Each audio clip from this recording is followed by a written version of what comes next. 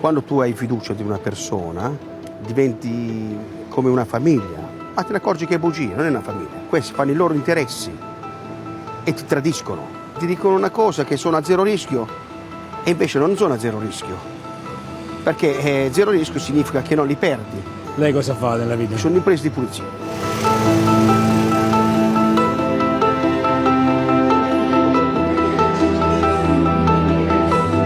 Gli amministratori di fascia A si sono aumentati i compensi annuali a dismisura, quando tutti gli altri dovevano stare. Noi dovremmo andare nella banca e occupare la banca, perché la banca è nostra. Sono professore di matematica e mi vergogno pure, perché quando tu lo dici ma come ti sei fatto fracare? Capisci? Mi sono fatto fattere io! Lei quanto aveva investito? Ma io mi vergogno a dirlo, che cosa mi chiedi tu? Devo dire che ci ho rimesso 50.000 euro. Oh, è la mia buona uscita! È la mia buona uscita, lo capisci? E chi lo deve? Chi è che me li deve dare a me sti soldi?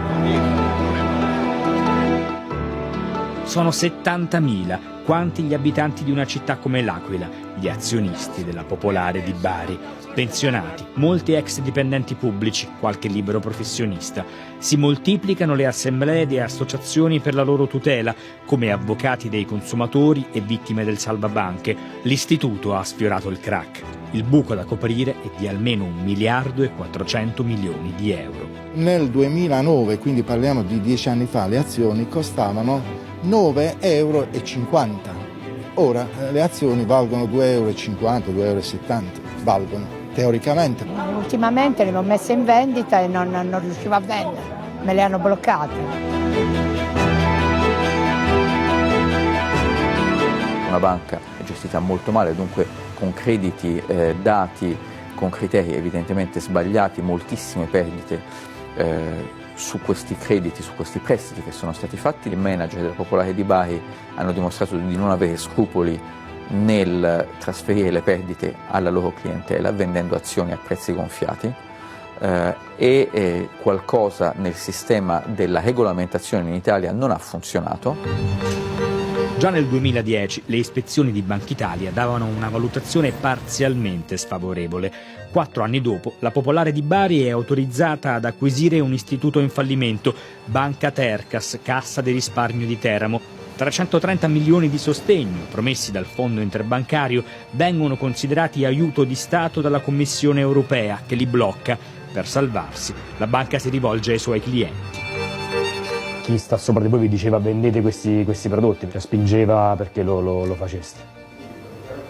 Teoricamente è così. Come teoricamente? L'avete venduto? Sì, quella era la tendenza. Chi aveva più o meno intuito che potessero essere delle azioni, ma chi si è fidato senza sapere, senza conoscere, senza andare in profondità, Ovviamente ha perso tutto. Dalle parole di questo funzionario, chi aveva intuito che fossero azioni, si capisce che a Bari la chiarezza non era di moda. Sono il busto del fondatore della Banca Popolare di Bari, dottor Luigi Jacobini, il bassorilievo per il salone della sede centrale. Ecco, accadde nel 79, avevo 17 anni, mi ritrovo ad avere questa commessa, a realizzare l'opera che ritrae il fondatore. Quindi 40 anni fa inizia il suo rapporto con la Popolare di Bari. Sì. Piano piano ti consigliano, ti conoscono. Lei entra in banca, dice che vuole tenere lì i suoi risparmi e cosa le dicono, cosa le propongono? Stai tranquillo, lascia fare a noi.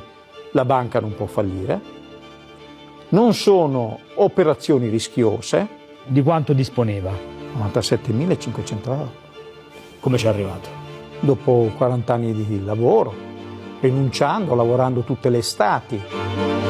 Banca Italia ha commissariato la banca lo scorso 13 dicembre, riconoscendo il mancato rispetto dei requisiti patrimoniali minimi. Il governo è intervenuto per salvare l'istituto. Il Fondo Interbancario di Tutela dei Depositi, soldi delle banche, sborserà fino a 700 milioni. 900 li metterà lo Stato. Il decreto, approvato alla Camera, dovrà essere votato dal Senato entro metà febbraio, ma per le ferite già aperte sarà difficile trovare rimedio.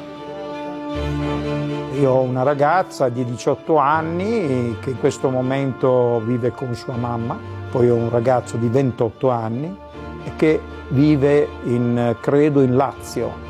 Non c'è più una relazione. E cosa c'entra la vicenda della Banca Popolare di Bari con questa storia?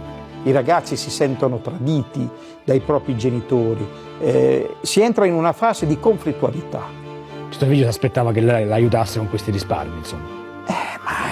Se lo aspetta ancora. Lei ora sta lavorando? No. Cosa farà? Farò assolutamente quello che potrò, anche l'assistente alle persone anziane. Cercherò in qualche modo di riuscire ad andare avanti. La Procura di Bari indaga sulla gestione della banca. L'ex presidente Marco Iacobini, il figlio Gianluca, per anni amministratore dell'istituto, e il responsabile della funzione bilancio, Elia Circelli, sono agli arresti domiciliari con le accuse di falso in prospetto, ostacolo alla vigilanza e falso in bilancio. Solo indagati con le stesse accuse anche Luigi Iacobini, altro figlio di Marco ed ex vice direttore generale, Giorgio Papa, ex AD, e Vincenzo De Bustis, ex direttore generale, interdetto dalla professione per un anno. Un altro filone riguarda i rapporti con Banca d'Italia. Marco Iacobini è indagato per corruzione, ignoti altri nomi di chi potrebbe essere coinvolto. Poi ci sono le inchieste per truffa aggravata. I questionari MiFID, fondamentali perché un investitore capisca cosa sta acquistando, erano sottoposti con scarsa attenzione. Tante persone risultavano esperte in finanza, eppure negli ultimi anni più di una banca popolare è fallita con dinamiche simili e nella scorsa legislatura una commissione parlamentare di inchiesta ha lavorato sull'argomento. C'è un buco regolatorio, ma si è visto anche quando sostanzialmente la Consob e la Banca d'Italia durante la commissione d'inchiesta si sono scambiate accuse. Io l'avevo detto a te, tu l'avevi detto a me. È veramente uno spazio che non è coperto. Non c'è un'istituzione oggi che ha la esclusiva e principale funzione della tutela del risparmio.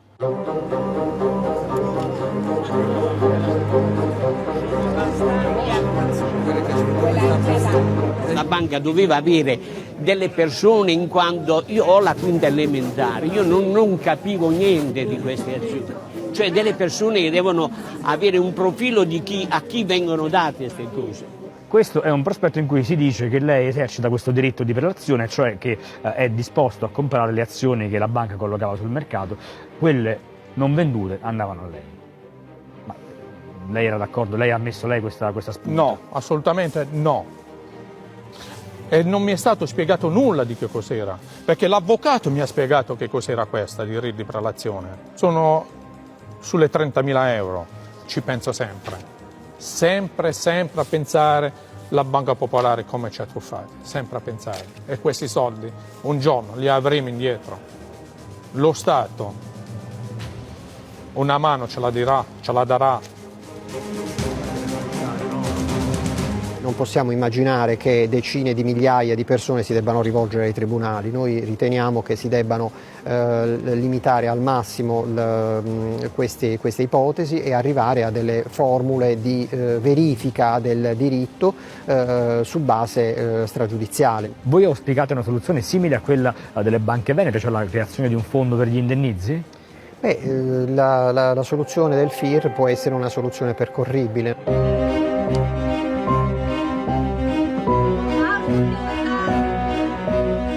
Autista, vai!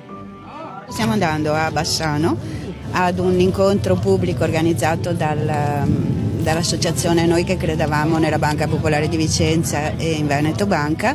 Quando sono andato in banca gli ho detto guarda che non siano azioni, che non voglio sapere di azioni, sta tranquillo che sono quote, sei un socio della banca.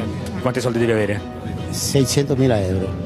Abbiamo Banca Intesa che deve fornire i documenti mancanti ai risparmiatori a dei tempi che non sono normali. Io personalmente li ho aspettati 3 mesi e 10 giorni. A sentire Flora, Caterina, Aldo e gli altri sembra di parlare con le stesse persone di Bari. Cambiano le professioni, in Veneto ci sono meno impiegati e più imprenditori e dirigenti e le somme sfumate, qui al nord molto superiori. Ma la storia è simile. 2 banche popolari gestite male, titoli senza valore. Nel 2017 la liquidazione decretata dal governo Gentiloni e la cessione degli istituti a Banca Intesa. Nel 2018 la creazione, da parte del primo governo Conte, di un fondo per gli indennizi, 30% agli azionisti e 95% agli obbligazionisti, ma a causa delle difficoltà nel reperire documenti e compilare le domande sul sito della Consap, qui non si è visto ancora nemmeno un euro. Secondo lei i cittadini devono creare questa condizione per poter andare a riavere quello che era loro? Tutti garantivano che quello era certificato, fino a scoprire che il giorno dopo dice ti sei sbagliato, non hai più nulla. Quindi lei lavorava alla Popolare di Vicenza? Popolare di Vicenza. E non avevate intuito nulla di... 2000 dipendenti? No. Si poteva vivere meglio, sicuramente, con quei soldi. Abbiamo dovuto rinunciare a varie cose. Anche prendersi un paio di jeans in più. Arrivavano dall'alto sempre pressioni, si figuri che addirittura telefonavano dalla direzione, dall'alto, alla sera per vedere quanti prodotti hai venduto. A Treviso, dopo che le indagini erano state avviate dalla Procura di Roma, si indaga per associazione a delinquere finalizzata alla truffa sull'ex AD di Veneto Banca, Vincenzo Consoli. A Vicenza va avanti il processo nei confronti di Gianni Zonin, ex padrone della Popolare, ma con la liquidazione coatta dei 2 istituti del 2017, i 200.000 ex azionisti non possono rivalersi su di essi. Resta la speranza dell'indennizzo e si viene qui per capire. Ripudio chi continua a dire che la responsabilità è nostra perché non ci siamo informati. La ripudio perché se è vero che Banca d'Italia non si è accorta di nulla di quello che succedeva alle banche, e allora come potevamo accorgersene noi anche se solo avessimo avuto una minima cultura finanziaria?